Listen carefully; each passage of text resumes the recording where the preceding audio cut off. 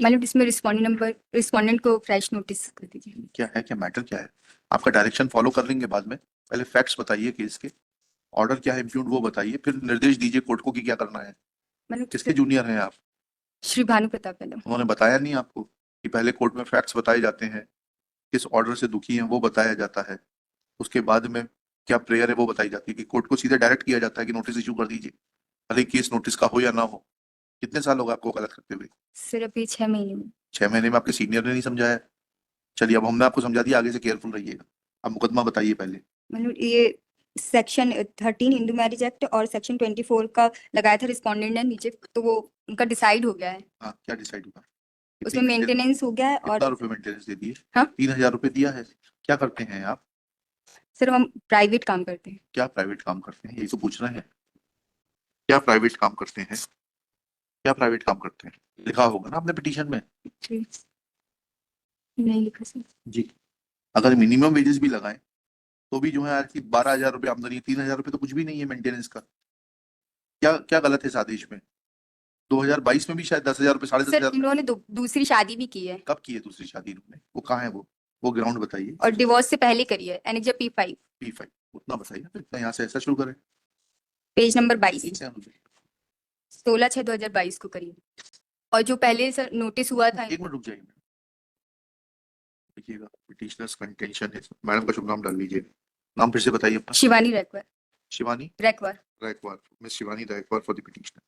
Petitioner's contention is that as per Annexure P5, which is an affidavit sworn by the respondent wife, she is already living with somebody else and therefore is not entitled to any amount of maintenance during pendency of divorce proceedings. Full stop. It is submitted that respondent number 1 is unserved for want of correct address. Full stop. Issue notice to the respondent through the अभी family court में matter pending है ना? जी sir.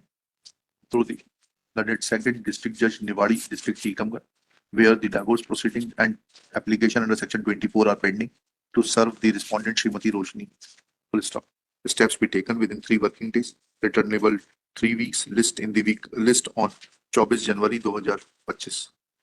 Till then, operation of the impugned order of maintenance shall remain state. ये हो गया। आप कभी बाहर में चले जाया करो थोड़ा सा, आप जैसे सीनियर लोगों को, तो इन यंगस्टर्स को कुछ गाइडेंस मिल जाएगी.